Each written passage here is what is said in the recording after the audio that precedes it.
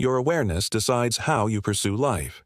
Take Strickland, the protagonist of the story, a London stockbroker who made more than enough to keep his family comfortable in the city. He had a gentle, house-proud wife, 2 lovely children, a solid career, social respect, everything others admire. Yet this quiet, seemingly dull middle-aged man suddenly left it all. He moved to Paris alone, leaving his wife nothing but a 10-line note. "I won't be coming back." At 40, Strickland cold-heartedly abandoned his family for a hazy dream to become a painter. To outsiders, it was sheer folly. First, he threw away a cushy, stable life for poverty and hardship. He spent every coin on oil paint, taking any odd job just long enough to fund his next canvas, caring nothing for food, shelter, or clothes. Second, his choice looked recklessly blind. Who starts serious art training at 40, with no technique, and expects to succeed?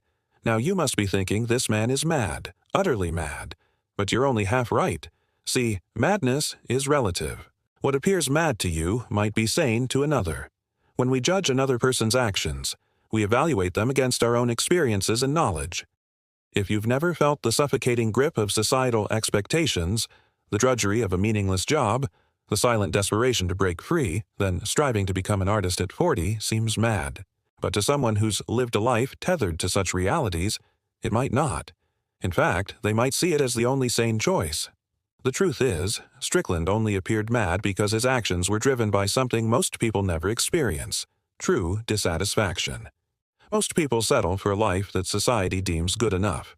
They get married, have kids, buy a house, get a stable job, climb the corporate ladder, retire, and that's it. They spend their entire lives pursuing what others deem a good life, never stopping to question if it's their life or someone else's. They work to fund their kids' education so they can get good jobs, get married, have kids, and buy a house. And in this rat race, they sacrifice their dreams, their passions, and their very life force. So when someone like Strickland comes along, someone who dares to question the meaning of it all, someone who walks away from it all to find themselves, well, they appear mad, crazy even.